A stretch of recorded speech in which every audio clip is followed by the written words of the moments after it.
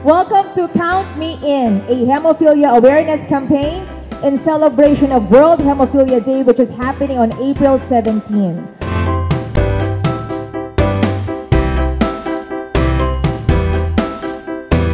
Tayo lahat, sama-sama. Makakasama nyo ako, personally, ako'y nangangako at ang aming ospital na talaga nga namang itinatag at nasa Department of Health para sa ganitong mga pagkilos.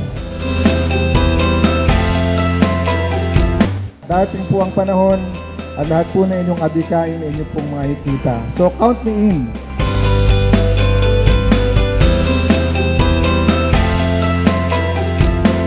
May paraan. Hindi po pwedeng suko na sapagkat may paraan. Marami ho akong natutunan.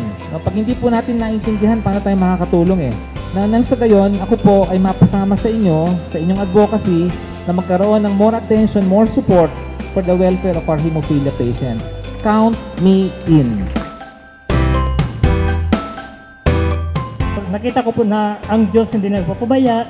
Nagkaroon ako ng lakas ng loob dahil meron akong kakampi at hindi naman po ako nag-iisa. Maraming salamat po. Nandito kami and we will share talaga na kaya namin to. At the same time, masusuportan nyo kami sa aming tinig. Muli po nagkaroon kami ng pag-asa. Marami po salamat sa Diyos at sana po pagpalain dyan.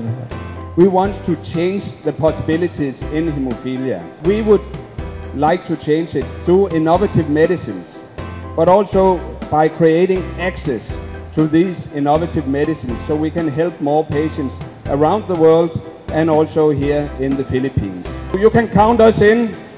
Count me in. Sana lahat tayo dito, lahat ng may mga hemophilia and bleeding disorders, lahat ng ating mga pamilya, at ang lahat ng mga nakakarinig ngayong araw na ito, sana ay makinig kayo so that you will know us better and you'll be able to help us. And when you help us, you are also helping yourself be happy.